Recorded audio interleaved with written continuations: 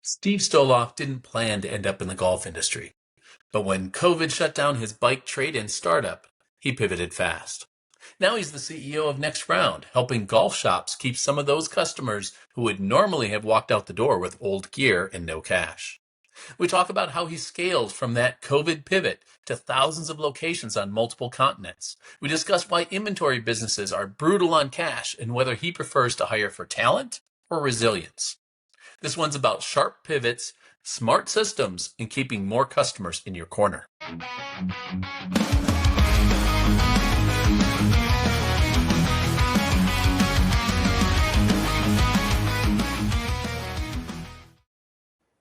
Welcome to Legacy Unscripted, sponsored by Progeny Coaching. This is the podcast where sports and business collide. I'm your host, Russ Katzman, and with every episode, we have an open conversation with someone who's built something meaningful. It's unscripted, unrehearsed, and unapologetically real. Today, I'm happy to welcome Steve Stoloff, founder and CEO of NextRound. It's a company that allows avid golfers the opportunity to convert used equipment into credit toward new clubs. Steve, does that kind of fit the description for you? I would say yes. We struggle with it every day. Why do we exist is really the frame we use.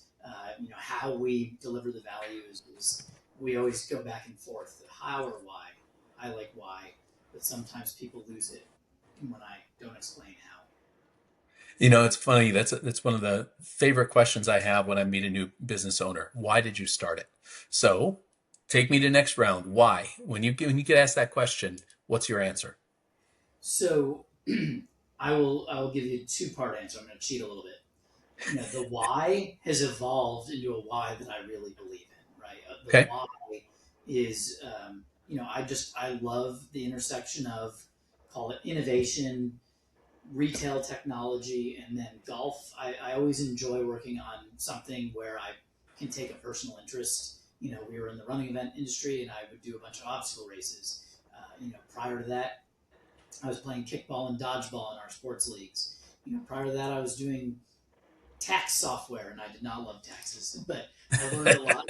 I enjoyed the tech industry. So if I can be, kind of intersecting my personal interests with technology, innovation, and kind of business, that's where I thrive. So my why and the why behind NextRound is I want to help golf retailers. I want to help golf retailers drive more business. I want them to help keep equipment affordable as inflation hits and the average cost of a driver goes up over $700 this year, I believe. It's wild. So and that's what gets me going is by helping the retailer, there's opportunity downstream that we can then turn into a revenue producing business for us. Right now, it happens to be the resale of used clubs. I've tinkered with the idea of getting out of the consumer e-commerce business altogether and just focusing wholly on business to business, kind of brokering and wholesaling.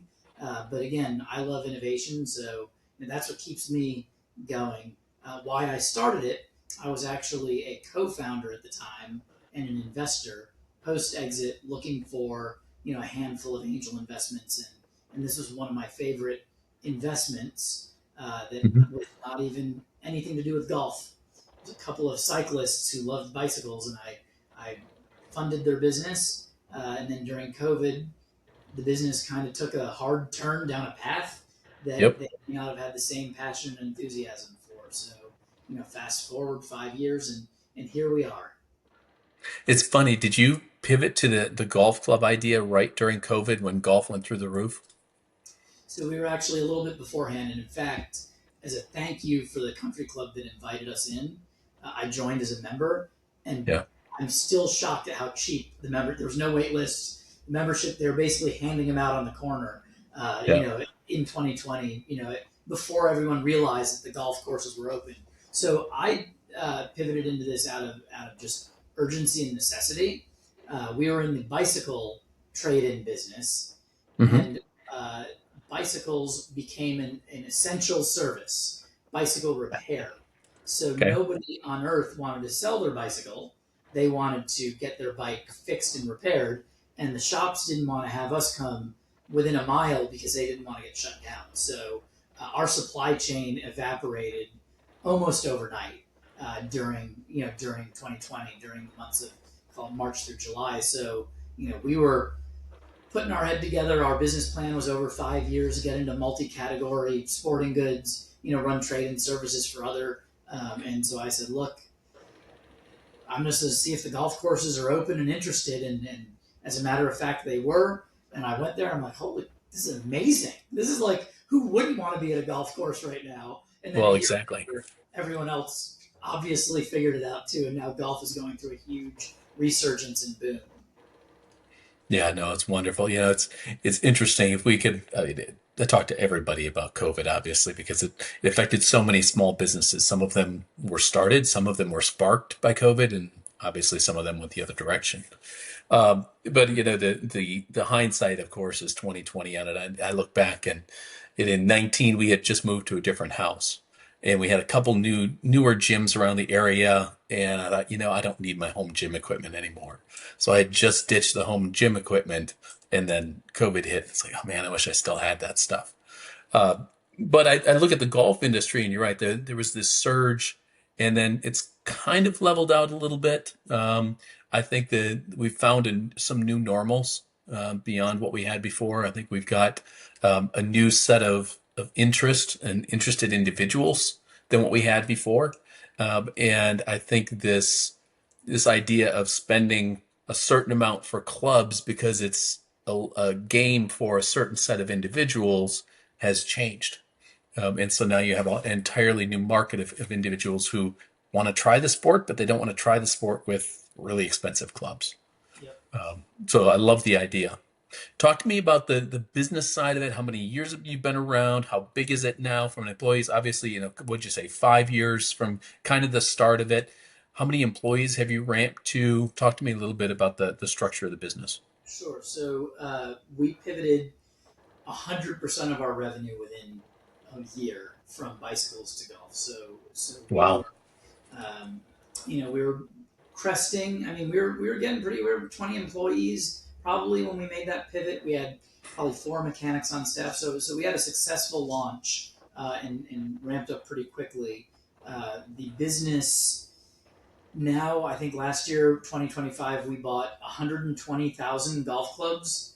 Since the beginning, we've paid out $9 million, over $9 million of credit to our retail Mm. partners. And the way that works is the credit is then passed along to their member. We do not buy golf clubs for cash. We do not work directly with consumers unless they're our consumer on our own retail site. But if I'm partnered with you, I am providing customer service for your member. It's your data, it's your dollars. So that business, we've gotten into about 1,000 doors, mainly private country clubs and club fitters. We've spread ourselves a little thin. Australia, Canada, soon to launch UK. Wow. Canada to, I should say California to Florida, is a pretty broad territory to cover. So we got up to about 50 employees 2 years ago, and I just decided that we were scaling labor and we were getting really good at keeping people busy, not necessarily delivering outcomes for our partners. Mm. And so we've done two things. One, leaned into the technology driven innovation, Yep. solving customer problems with technology, not manpower. And with that, I would say there are fewer, more productive partners, and then kind of a group of partners that we can still service with technology. We just don't provide the same level of hands-on service that we used to provide. It's interesting you say that about scaling, because a lot of times when people look at scaling, they see it as, I just have to do more of what I'm doing now, right? And if you read Dan Sullivan's book, 10x is easier than 2x, right? He talks about getting down to, stripping away all the stuff that's not going to scale and focusing on the one piece of your business that you can scale and putting all your effort into that and taking that through the roof. That's how you get to 10x.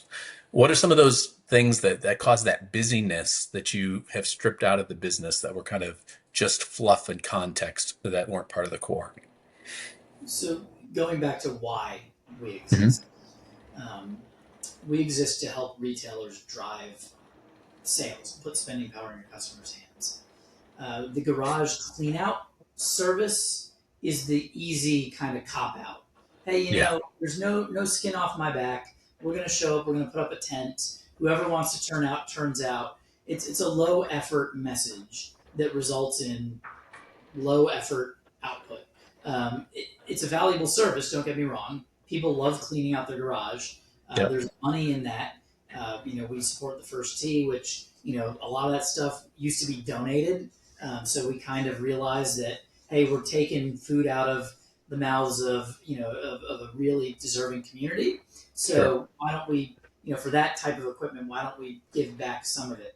Um, the the key insight or the key moment is when we have a partner who really realizes they can turn our service into a $50,000, $100,000 sales lift for their business, right?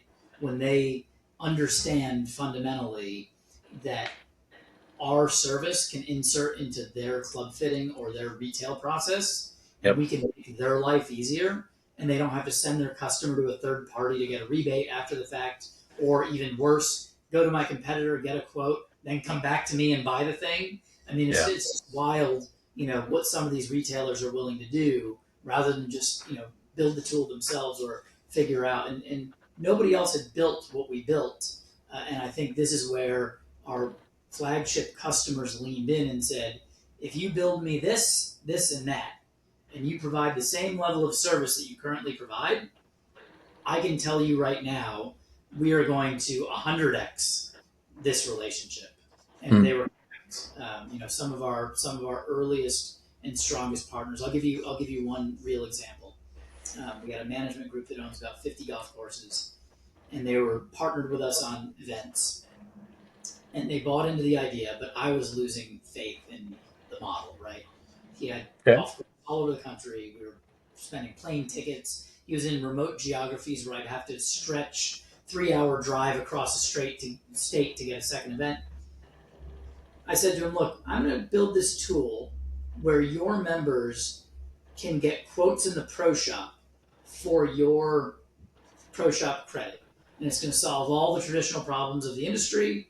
It's being used by club fitters. They set an appointment with you. They come in, you fill out their information, and then you go on with your retail sales appointment. It's like, It's like you're asking my 50 golf shops to get in the business of club appraisal, which is a pretty common thing. And he's like, Yeah. I don't want to be in the business of club appraisal. I said, well, what if I built you a tool that is an extension of your pro shop that you could mail out to your customers, like a microsite? You already have it for your tournaments. Hey, pick out the T-shirt you want or pick out the polo you want to put our logo on. I go, what if we rebuilt that experience around trading and said, here's your branded microsite. Your members could go on and do the appraisal at home from the comfort of their home.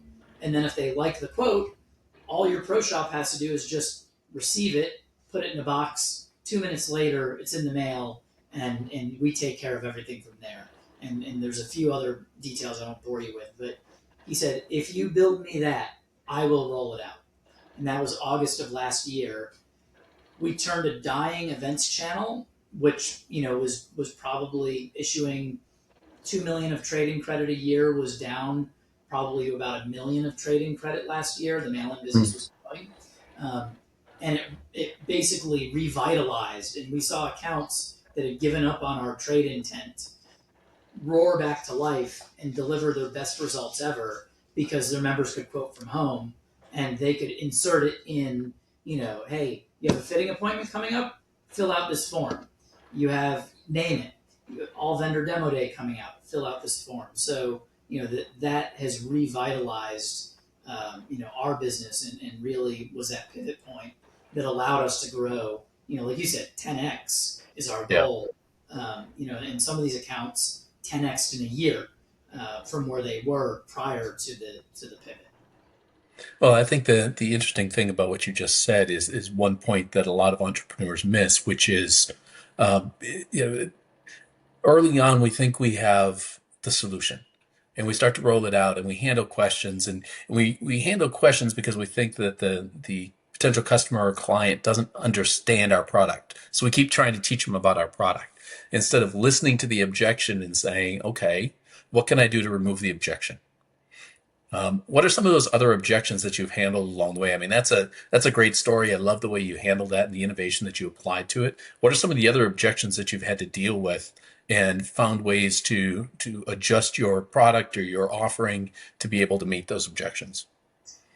One of the most common objections in our industry um, is once you get past the doing nothing is easier than offering your service. Right. If they're familiar with the service, one of the first and most common objections is, well, what do you pay? Well, they pay more. It's like, okay, is that what your member cares about? Does your member care about the fact that I'm going to give him $90 for that driver and my competitor's going to give him $94 for that driver? Or maybe I give 95 and my competitor gives 92. Is that why I'm going to win your business? Because of those $3 and your member's going to care. What we know to be true and how we've handled this objection is we know the members don't really care. They care in a high stakes environment where they're going to go for a full bag fitting and the dollars matter. They're going to Yep. look at a big trade up bonus. Callaway offers them, we offer them with our partners. They're going to look at the dollar amount because they're talking about thousands of dollars on the line for purchasing. But for the most part, your members don't care about the dollars. What they care about is certainty, Mhm. convenience. Do I get to play this club while my club is being built? What the pro shop cares about is certainty and convenience. If I mail this in on behalf of my member, is it going to be mailed back to me, or is the condition going to be regraded and the dollar amount that I promised my Mhm. member is no longer the dollar amount that I'm being reimbursed, Right. which is a whole different thing. Is my competitor, is the other service provider including the box? That box at UPS store, $20. That member of that private country club taking half hour out of his or her day, an hour out of his or her day to go to the UPS store to run a $20 errand Yeah. for if they're an attorney, $200 an hour of time spent. That is not what the member cares about. What the pro cares about is being able to deliver value to their members and being able to stand behind that value. And whether that value is time, whether that value is the box and the shipping label, whether that value is certainty and the convenience, we have decided, and this is kind of the biggest aha, is we no longer want to compete against the objection. If that objection disqualifies us, then we are in a different industry altogether. We're serving a different Right. customer. We're in a different mindset. We're trying to help you with retail sales. You're trying to deliver value for your members in a totally different way, and you're solving a different problem we're solving. And fundamentally, maybe over the years we'll come back together, but fundamentally, I don't want to take the time to work with a person that is their sticking point. And we've had to move away from partnerships because that is their sticking point.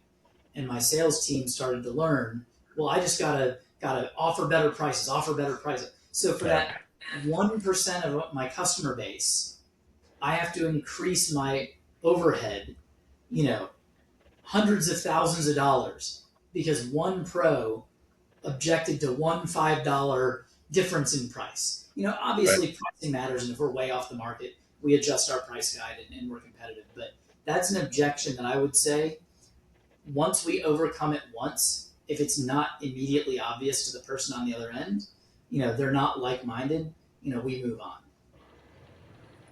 Yeah. That's interesting. We could talk about that pricing model for a couple hours. And I mean, it's so applicable to so many different industries. I mean, just the idea of you being able to offer them an opportunity to keep this person in their buying space, right? And if a person who's not ready to pay retail walks in there and has nothing but to pay retail, um, they're not going to buy and they're gone, right? They may go, to your point, they may go get a quote from a competitor, likely not to come back. But if you have the opportunity to offer them a way to buy retail and reduce that by bringing in their old clubs that they probably aren't going to use again anyway, and they'll either donate or, they'll give them to a relative or something like that. Now retail is no longer retail. Now it's retail minus. And they are now still in your universe because now you have an opportunity to give them a chance to buy, even if it takes a little more from your pro shop or retail individuals. Uh, you mentioned before, you've been down this entrepreneur route a couple different times before. Contrast what you're doing now with some of your earlier businesses. What are some of the challenges? What are some of the things you're seeing now that you didn't see earlier, and some of the same type of opportunities that you may have seen earlier that you see consistent here? So one of the big things that I had to learn in this business, my prior industry was events and ticketing. Mm-hmm. So we sold the tickets up front. So we collected the cash. So my Mm-hmm. problem was always somewhere in the future, right? If something happens, if the gear gets lost at sea, which happened to Yeah. us, how much money do I need to refund? And do I have that money sitting in my bank account? Or is the insurance policy worth it in case that Yeah. ever happens? So this business, much different. We had to pay as we went for inventory. So my friends who are in inventory heavy businesses always talked about things like factoring and Yep. getting financing in advance of the receivable, in advance of getting paid because they have to actually manufacture the thing. Yep. So having to learn kind of inventory management, inventory risk. I'm learning. We hired a VP of finance recently, and she brought in a whole light accounting or light manufacturing mindset to accounting. When to put things on your balance sheet versus when to. So Sure. all of this really, really nitty gritty. Are we really making money? Just because the cash is coming in the door doesn't mean we made money. Right. It takes months to figure it out. And I'm my early entrepreneur days. I'm a little bit of a disciple of Vern Harnish and the Rockefeller habits and Sure. staying. And we we're looking at cash flow. Is it about inventory turns and increasing cash flow, or is it about profitability? And we would be chasing margin at the expense of cash flow, which would then run us down into interest and debt. And it was Mm. like never had to deal with that before. I ran a debt free cash flowing business. So I would say now the lessons I'm learning are very industry specific and or call it business model specific. But the universal lessons I would say remain the same, which is having a great team. And I've said this to a lot of my friends who've sold businesses. You don't have your team anymore. So a lot of people talk about the identity crisis. I lost my identity. My identity was the business. Well, the Yeah. reality is you lost your team also. So the things that you thought you could do by yourself, you can no longer do by yourself. And finding and building that team doesn't happen overnight. I've tried buying the team. I moved cross country from California to Virginia. So hiring my team, it's a hands-on business. I mean, we deal with refurbishing and reselling. So we have a shipping department, a warehouse. So I couldn't hire a Sure. bunch of people from California to run my Virginia-based business. So rebuilding a team from scratch is the fundamentals are there, but you actually have to take the time to find the team. And one thing, and I'm sure you'll appreciate this, core values is a filtering mechanism, a mission statement and vision, to make sure that people are aligned. It's easy to get a business rolling, but when you realize people are just there to cash a paycheck because you're an employer who paid, the most per hour for that job, it takes a while to see that and to learn that. But fundamentally, to build the team, comes back to the values, comes back to the vision, comes back to the mission, and that's universal. I think that's something that you learn it once and you keep it with you. Yeah. Well, you may learn it once, but you have to preach it every day. Talk to me about building that team and how you get them to adopt those same values. It's not as easy all the time as just saying, "Hey, here's our values, go live them." right? It doesn't work that way. So talk to me about building those things into a team that's brand new that you're kind of cobbling together as you go. We actually, and this is interesting, I inherited a team when I bought out my partner. Yeah. So I helped him build the team, but I wasn't the operating leader. I wasn't the president. I wasn't the CEO of the company. I was the lead investor, activist, advisor slash chief marketing officer who Yep. became the principal shareholder. That team shared his values, which were different than my values. Oh, And I interesting. knew of one of his values. And this is value, may be an unfair term, but he came up with the term or the phrase, it's a cliche, laziness is the mother of invention. Hey, I don't mind a lazy employee because a smart, lazy employee will find an easier and better way. And that easier and better Hmm. way is something we can scale. So he looked for elite university graduates that wanted to work themselves around the job as it was described and invent. I have a different way of running things, a commitment to excellence, integrity at its core. I want somebody who shows up and wants to do a great job and really, is committed to driving that results. There's a few other values I won't drag you down, but what was interesting was some of the values we shared, the balance and the giving back to the community were used as a sword by that group. That group didn't want to work hard. They wanted to figure out easier and better ways. They maybe blurred the line of integrity, in terms of getting things done. Hey, this achieved the same results. A classic case was we had a customer service manager who became an expert and prided themselves on baiting eBay customers into threatening feedback, negative feedback, so Yeah. that could be forwarded onto eBay's team to get their 1-star review removed. So the way this customer service manager was achieving the goal of 99.7% feedback was by arguing with customers, tricking them into threatening, and then using that threat to clean all the negative. So it's like, first of all, that seems like a lot of work, but that happened to be something this person enjoyed. And I'm like, that's not a high integrity way of driving high customer service scores. Right. It's very, very contrary to everything that I stand for. So it took a while to figure that out because the result is there. Hey, this person's driving 99.7% feedback. I don't love the way they're doing it, but I removed that person. The next person came in and the feedback went down to 99.3%. And it's like, well, shoot, I don't like that. And then that person came in and figured out, okay, well, here's how to take care of a customer. Happened to give too much money back. He was very generous. Raised our feedback score to 99.8. Okay, even better, higher. Well, something that person was doing I didn't love, so we made another change. Now our current manager got up to 99.9 and cut out all of the backroom dealing, buying feedback. Oh, you Yeah. didn't like the product? Just keep it. Just give me a 5-star review. Just keep that product. So finding the bad behavior, whether the bad behavior is intentional or unintentional, took a little while. For me, it's having a good leadership team that I can trust, that that shares the vision, shares the value, shares the passion. If they're not driven by growth, that's another value of ours. Yep. Then they want to just plateau. They want the weekends free. They want the evenings free. They don't want to worry about solving a new problem. Probably not going to be a great fit for my environment, right?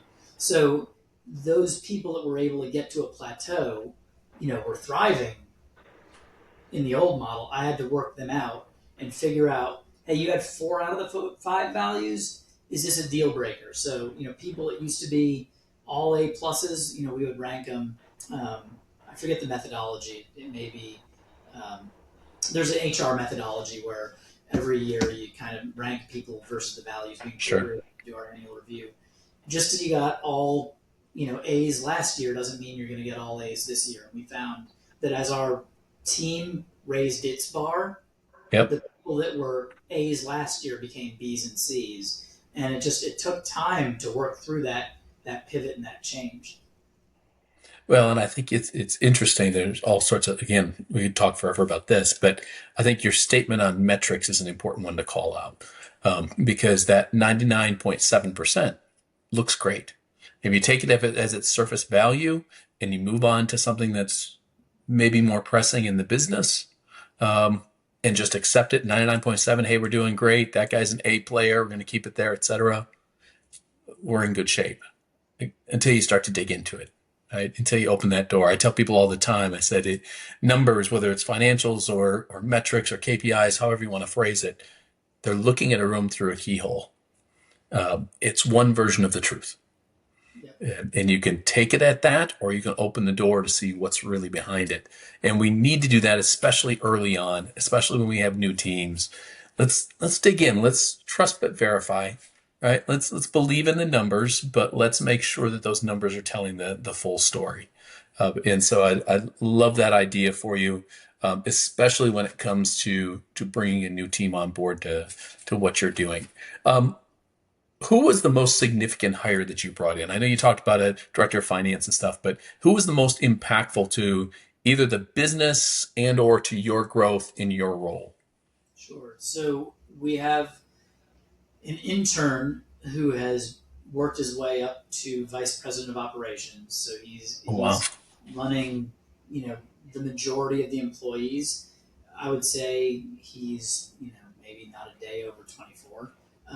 So he was our best hire, not because we, rolled out a recruiting process and found the right executive Yeah. and poached him from our future competitor that we aspire to be one day. He just had the tools from day one. He was a marketing intern. He went above and beyond in his marketing role. He exemplified the values in a way that other people weren't, and they were threatened by him. And in fact, they were trying to push him out of the equation. So I've kind of helped him develop his career, and move him forward with responsibility increases, where I feel like he can handle, even if it's not perfect, where I feel like he can handle, and even if it doesn't work out well, the learning coming out of it will make us stronger for it. So, I talk about him on my LinkedIn page. His name is Campbell Resnick. He came out of the University of Richmond, but he was a student. Yeah, I think he was a junior, and he stuck around and he worked. And I remember I talked to my vice president of operations at the time, who was more of a bicycle guy than a golf guy. Even though he's a great person, it's just his enthusiasm for the business started with bicycles, and when we pivoted, a lot of people didn't fully make the pivot. But I asked him, I'm like, why do you still have Campbell on payroll? It's like his internship ended this summer. He goes, well, he's doing this research for us.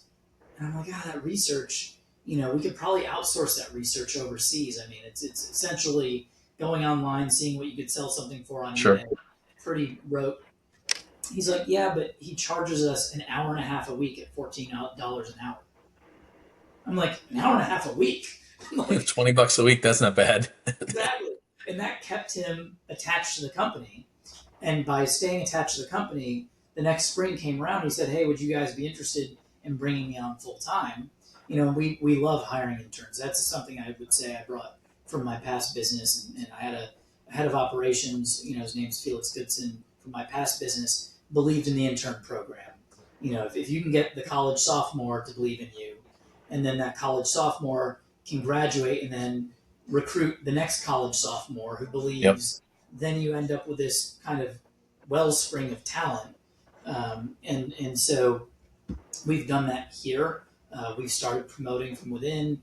We love hiring interns. And so I would say that's my most significant hire, not because of specifically that individual, but the values that individual brought. And he just got it. He's been bringing in intern classes. He's been hiring interns into full-time positions. And that's been instrumental in developing our culture. So one of the things I'm big on this book this week. So for my avid listeners and watchers, you're going to hear me mention this 2 or 3 times. It's Grit by Angela Duckworth. And she talks about this contrast between just hard work and resilience versus talent. And how we always say we want that person who's going to be resilient and work hard and that kind of stuff, but we end up hiring for talent.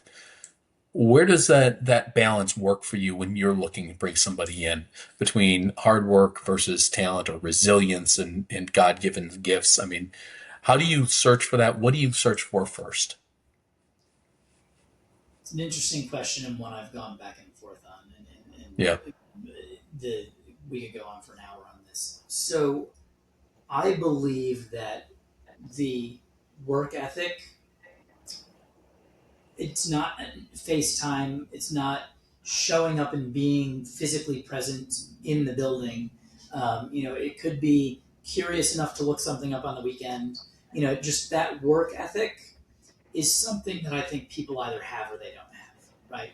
And I don't know if you can interview for work ethic, but you can certainly observe work ethic. Hmm. And so that's where an intern program allows you to observe the work ethic. Um, there are people we've hired that don't have necessarily the upside, so they have the work ethic to work in shipping, and Yep.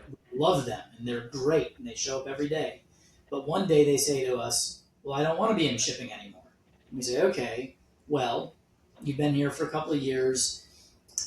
You seem to understand the product. You know the difference between what a shipping error is. Something was sold as one thing but it's actually another. Why don't you try your hand at customer service?" And that career development path, what we typically find is the person who is excellent at shipping, who may not be this, call it whirlwind talent. They Sure. may have all the credit. If they lose the passion for shipping, going back to the core values, and they don't have the talent for the other positions that the business happens to hire for. And I've had this conversation on the way out. We used to call it counseling out when I was at Accenture back, many, many, Sure. many, many years ago.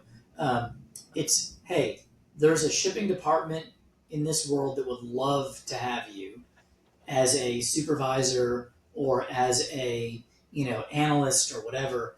Our shipping department requires even the boss to pack boxes. So if you've lost the passion and the boss is still there and there's no opportunity for you to advance upwards, your next position may be somewhere else. And I'd hate to lose you, but we've reached a point where, so would I love to hire the most talented people? Of course. And for certain um, job roles, it's essential, right? Being Sure. able to sit in a room and debate somebody and not have them, I think, and you may relate to this, I'm curious if you've ever had this experience.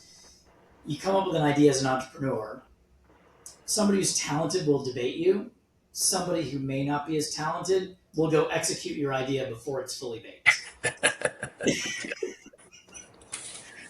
And then It's true. you have to reel it back in. So, by your reaction, I'm sure you've had the experience then. Well, it's one of those you want to be cognizant of who you're talking to when you're having those conversations, right? Yes. And what you want out of the conversation. If you want that feedback, if you want somebody to debate, if you want somebody to beat up your idea and talk you through it, find somebody who's got the talent to see what you're seeing and see the other side of it. But if you want somebody to take your idea and go run with it, find somebody who's got the grit and the grind. No, I love that. That's interesting. Um, all right, Steve. Two more questions, and then we'll wrap up. Number one, where are we headed? What's next for next round? What are some of the challenges coming up for you? What do you see in the next handful of years? So I think there's two forks in the road. There's one fork in the road for retailers, golf retailers, and I would say any hobby retailer. Um, as prices go up, do you really want to be in the business of selling equipment? There's Yep. there's 100 different ways to make money in the game of golf. Selling equipment is one of those ways. So for next round, we want to lean into the people that decide to go down the road of selling equipment, right? And if you don't want to sell equipment, we want to advise you on how to make money referring your trusted audience. If you're a head pro and you have the trust of your 600 members, we want to give you guidance on how to make money. For us to be that trusted referral partner that will allow your members to be, quote your trade-ins and then go spend it over here down the Sure. street. For Next round, and I believe the trade-in industry in general. This is beyond golf. It's bicycles and skis and watches, and I think the world is going to become increasingly cognizant of the non-cash assets that they hold. And not everyone wants to sell those non-cash assets on Facebook Marketplace or deal with eBay and deal with all the downsides of that. So I believe for the trade-in world, you're going to have to pick a team. You're either on the supply side, providing trade-in services and infrastructure, or you're Yep. on the demand generation side of reselling used golf clubs or reselling used skis or reselling. Yes, you can generate supply, but ultimately, and I've seen this time and time again, the biggest buyers of used golf clubs are the biggest competitors of the pro shop, and they're the biggest competitors of the club fitters. They've grown Yep. so big, the retail operations have become so big, they've diversified their service offerings, and now those referrals, hey, you made a little bit of commission helping out your member, are now sitting in somebody else's database and now directly competing with you for the business. So I think you're gonna have to pick a team. And I think Next Round has clearly picked team trade-in Yeah. over team resale. I want to be a supply chain partner, but I don't need to be, we don't need to have Next Round stores on every corner of every block. That's not my vision. Gotcha. No, I love that, and I don't have anything to add to where you're headed. I think you're right on it in the industry. Um, I think that the capabilities of, let's throw a common term out, AI. The capabilities of our technology today are such that you're only going to get better and better with those front end assessments. Taking something like a kiosk that sits in the retailer, or a kiosk that sits in the trade-in store, that takes a scan of your club. You hold your club underneath the thing, it does a scan of it, throws it in, pulls stuff out of your database and says, this is the state of what this club looks like, right? You don't have to have the guy behind the counter doing the assessment anymore. You scan it, it goes through your database. Now you have everything you need from that individual, because of course they have to give you their information before they can scan, and it's partially done. I think it's going to allow you as a business model to get closer and closer to that individual without having to be there. I love it. So I love like it. that. So let's go back to the Steve and the Accenture days, the pre-entrepreneurial days. What would you tell that Steve about the journey that you have ahead? What would you tell him about being an entrepreneur that you wish you'd have known back then?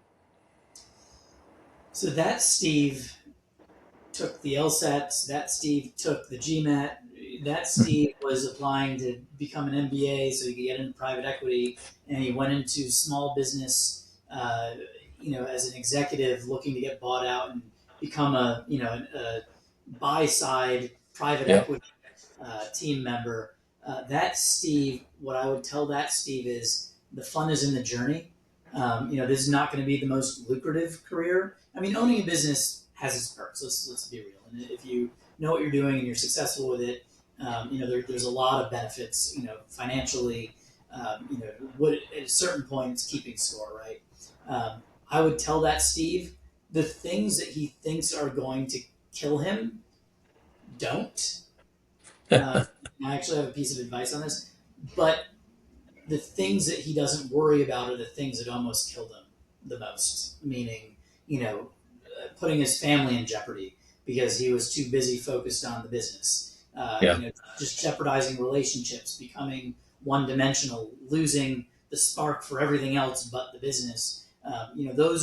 Those are more of the things that Steve would probably need to hear. Like, hey, it's not all riches and all roses over here. It's you're going Right. to go to work and work in an industry that sounds fun, but you're still going to be in spreadsheets all day. You're still going to be sitting in a conference room debating the same things you're debating, except for you own it and it's your money on the line. So Yeah.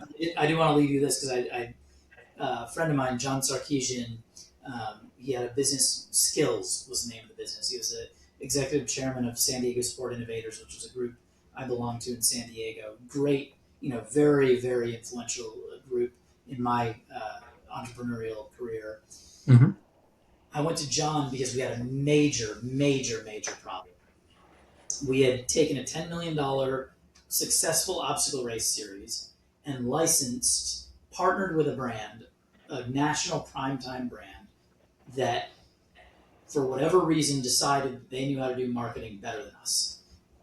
Marketing of obstacle races, ticketed obstacle races. And this person killed what was the most successful ticket sales model on earth. Oh, wow. Killed our opening day. Our opening day, we used to sell 60% of our annual sales came in opening weekend, $6 million. I sold $50,000 on opening weekend. Ooh. And once the cat's out of the bag, there's all sorts of your competitors now know. Everybody, you're fighting an uphill battle.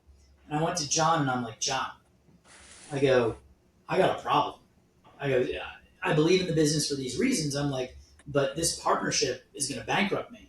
He goes, Steve, how much money do you need? I go, I have plenty of, I have $2 million in the bank. You know, we had last year's and we've turned around, but I didn't have 6. I'm like, John, I have $2 million in the bank, but if I don't get to 8 by August, it was, call it February, I go, if I don't get to 8 by August, I'm done. And I don't see how I get to 8 from here. And he goes, so you're telling me you have 6 months before you have a problem? He's like, figure it out. He's like, it will work itself out. And he's right. I mean, it was hard work and it kept me up at night and it stressed me out and I lost sleep over it. But we figured it out, we worked it out, and we were better for it. We actually went around our licensing rights in international markets and found huge success internationally with our product. But again, you know, what I would tell Steve is the thing that you think is going to kill you, you know, it's Eckhart Tolle says, you know, if there's a roof over your head, you're fine. Yep. You know, I had to adopt that mentality many times. No, I love it. Well, thank you, Steve, for joining us. Anything I haven't asked that you wanted to make sure you throw out for the audience? No, I appreciate you having me on. I think this is great. I feel like I want to know more about you. I have talked way too much about me and have not learned anything about you. We'll get a chance to do that. Unfortunately, my viewers have seen way too much of me, so hopefully they stay in to learn more as we go. But we appreciate you joining, Steve. Thanks so much. Really appreciate it. So that's a wrap for this episode of Legacy Unscripted. If today's conversation sparks something in you, don't just let it sit. Take action today to build your future. Make sure to subscribe, leave us a review, and share this with someone who may need to hear it. And if you've got a story to share, or you just want to connect, or if you want to know more about me, you know where to find me. Until next time, keep it real, keep it bold, and keep living your legacy.